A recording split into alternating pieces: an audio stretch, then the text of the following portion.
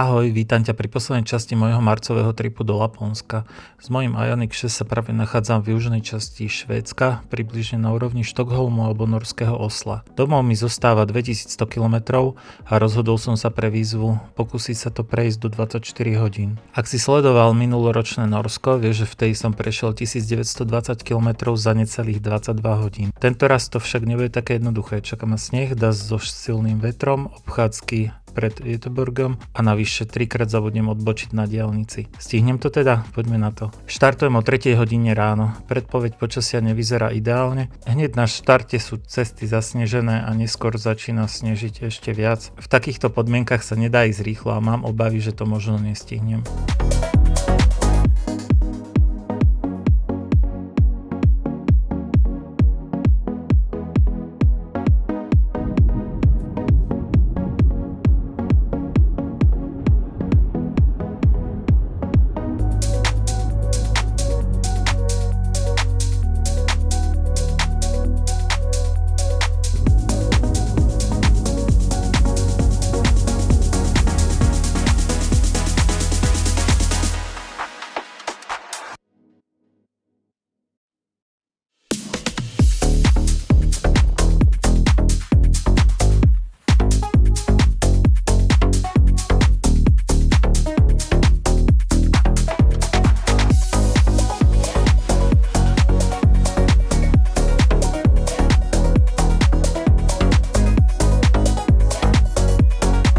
Navigácie mi neustále navrhujú obchádzky okolo Göteborgu. Najskôr ich posluchnem, no potom sa rozhodnem vrátiť späť na hlavnú trasu. V Göteborgu ma čaká len silná ranná zápcha. Na Ionity Malmo by som už nestihol prísť, a tak nabíjam skôr na Ionity Varberg.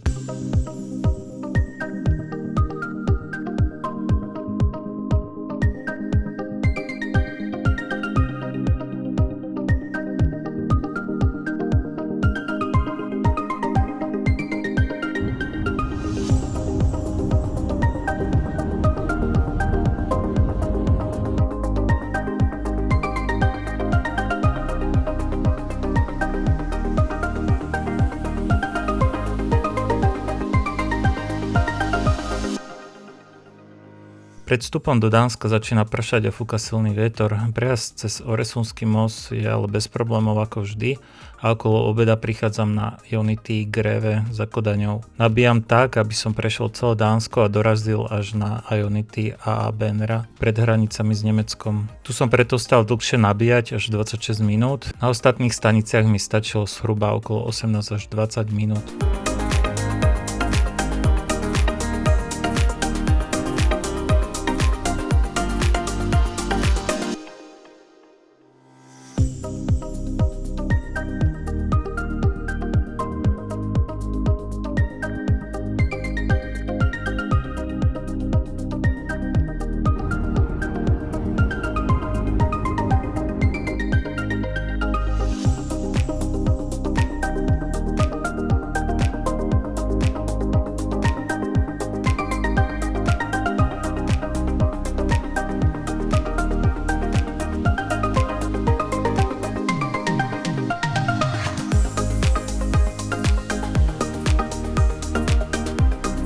Za Hamburgom nabíjam na Ionity Lüneburger. Každé toto krátke nabíjanie sa snažím využiť na oddych, jedlo a WC, tak aby som zbytočne nenaťahoval čas inými zastávkami. Diaľnica na Hannover bola plná a pri počúvaní podcastu som zabudol odbočiť na Drážďany.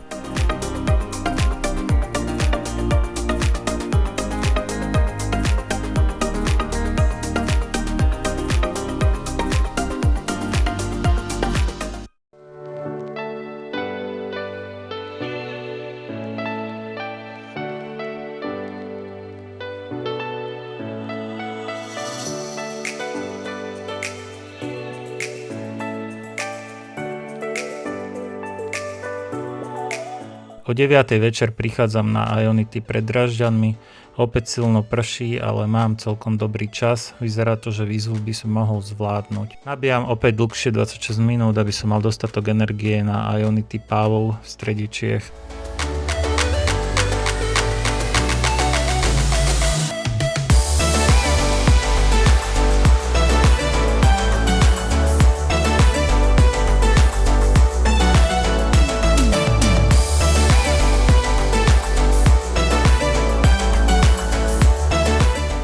Neviem, či to bola únava, alebo som bol tak zahlbený do podcastov, ale v Brne som zabudol zísť na diaľnicu smerom na Slovensko.